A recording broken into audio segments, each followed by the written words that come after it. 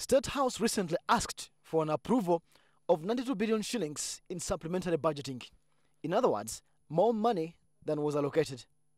Uganda's fiscal managers would argue that the money is cut from elsewhere and redistributed for supplementaries. Now the World Bank warns against such behavior, particularly in such a fragile economic environment.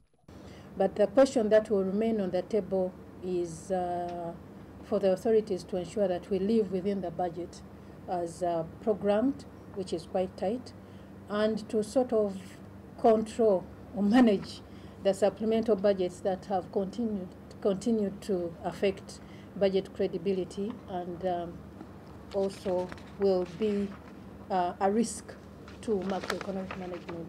The issue here is the transfer of monies from productive to consumption areas like State House, and the retrospective nature of things where money is spent first, then approval to spend it is given, which can cause distortions.